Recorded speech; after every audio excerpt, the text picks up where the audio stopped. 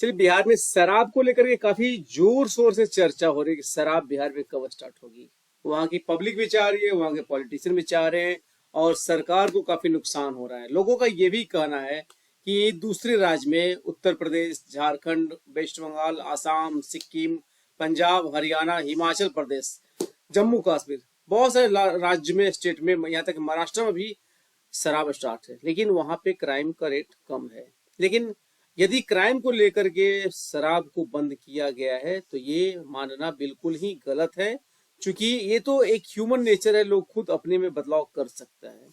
तो चलिए, इसके बारे में पूरा आपको मैं दिखा रहा हूँ, क्या पब्लिक की राय है, कितना नुकसान हो रहा है, ये सारी चीजें। वीडियो शुरू करने से पहले आप सबसे दिल से निवेदन है कि अगर आपको ऐसी गहरी और सच्चाई से जुड़ी जानकारी पसंद आती है तो इस वीडियो को लाइक करें, चैनल को सब्सक्राइब करें और इसे ज्यादा से ज्यादा लोगों तक शेयर करें। आपका एक छोटा सा सहयोग इस चर्चा को लाखों लोगों तक पहुंचा सकता है।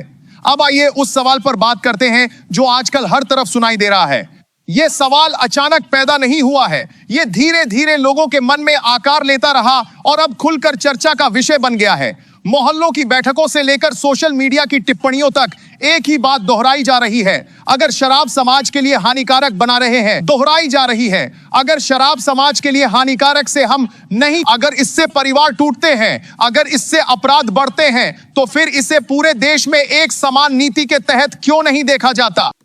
देखिए, कहीं ना कहीं बात में दम है कि यदि शराब से पूरा क्राइम बढ़ रहा है, परिवार टूट रहा है और देश बिखर रहा है, तो एक राज्य में नहीं बल्कि पूरे देश में बंद कर देना चाहिए। और यदि एक तानाशाही हो गया, हमारा एक नियम हो गया कि मैं यदि बिहार का सीएम हूं, मैं ही हेड हूं और मैं जो कहूंगा वही होगा, तो फिर बात हिटलर शाही पे आ जाती है, बात तानाशाही पे आती है। और बहुत अच्छा स्टेटमेंट, बहुत अच्छा बात बोला है कि यदि इससे एक देश का नुकसान हो रहा है, राज्य का नुकसान हो रहा है, परिवार का नुकसान हो रहा है, तो पूरे देश में क्यों नहीं शराब को बंद कर देना चाहिए। ये सबसे इंपॉर्टेंट चीज है। और दूसरे राज्य में खुली बिक्री, क्या कानून का तराजू अलग अलग जगहों पर अलग वजन तौलता है? यह जिज्ञासा केवल तर्क से नहीं, अनुभव से भी जन्म लेती है। बहुत से लोग अपने आसपास के हालात देखकर सवाल पूछते हैं। कुछ को लगता है कि जहां प्रतिबंध है वहां लोगों पर सख्ती ज्यादा है और जहां नहीं है वहां सरकारें राजस्व के नाम पर समझौता कर रही हैं। तो कुछ लोग यह मानते हैं कि हर राज्य की अपनी सामाजिक और आर्थिक परिस्थितियां होती हैं, इसलिए एक जैसा फैसला हर जगह लागू करना संभव नहीं। इस चर्चा को समझने के लिए सबसे पहले हमें भारत की शासन व्यवस्था को समझना होगा। हमारा देश एक संघीय ढांचे पर आधारित है। इसका अर्थ यह है कि कुछ विषय केंद्र सरकार के अधिकार क्षेत्र में आते हैं और कुछ विषय राज्यों के अधिकार में। देखिए, सरकार चाहे तो बिहार में स्टार्ट कर सकती है, लेकिन नीतीश कुमार जो कह दे, एक बार जो बोल देते हैं सो बोल देते हैं। उन्होंने जो फैसला कर लिया सो कर लिया। लेकिन आपको बता दूं कि ये पूरे देश में भी बंद कर देना चाहिए, या अदर स्टेट में जैसे शराब स्टार्ट है तो बिहार में भी इसकी शुरुआत कर देनी चाहिए, ताकि, और इसके साथ साथ यदि किसी भी तरह का क्राइम होता है तो उसमें प्रशासन बैठी हुई, प्रशासन को अलर्ट होना चाहिए, प्रशासन स्टिक होना चाहिए, क्योंकि यही प्रशासन हर देश में है। लेकिन आदमी पे डिपेंड है, ह्यूमन पे डिपेंड है कि वो हर राज्य में अलग अलग है। यही बिहार के लोग जब दूसरे राज्य में जाते हैं तो पूरे नियम कानून से रहते हैं, लेकिन अपने स्टेट में जब रहते हैं तो नियम कानून को ताक पे चढ़ा के रख देते हैं। रेलवे स्टेशन, सड़क, हर जगह गुटखा खा के थूक देते हैं, लेकिन दूसरे राज्य में ऐसा करने के बाद 100 बार सोचते हैं। कहीं ना कहीं वहां के, यानी कि बिहार के प्रशासन को सोचना चाहिए। बिहार की जो नगर परिषद है, नगर पालिका है, बहुत सारी चीजों को नियम कानून के दायरे में आना चाहिए और लोगों को सुविधा देना चाहिए, ताकि वहां के पब्लिक भी पूरे नियमबद्ध हो और नियम से चले।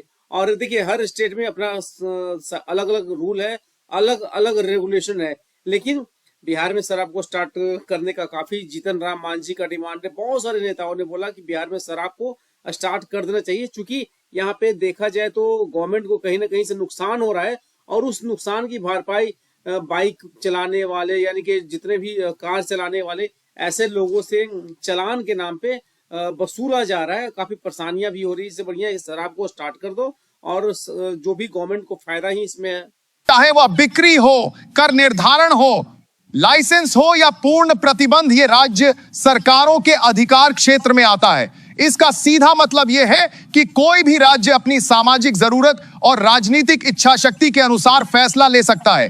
केंद्र सरकार पूरे देश में एक साथ शराबबंदी लागू नहीं कर सकती, क्योंकि संविधान ने यह अधिकार राज्यों को दिया है।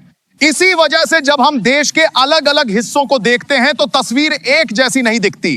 कहीं पूर्ण प्रतिबंध है तो कहीं नियंत्रित बिक्री। उदाहरण के तौर पर बिहार ने 2016 में पूर्ण शराबबंदी लागू की थी। इस फैसले के पीछे लंबा सामाजिक दबाव था। खासकर ग्रामीण क्षेत्रों की महिलाओं ने लगातार आवाज उठाई थी कि शराब उनके परिवारों को तोड़ रही है। कमाई गई राशि का बड़ा हिस्सा नशे में खर्च हो जाता था, घरों में कलह बढ़ रही थी, बच्चों की पढ़ाई प्रभावित।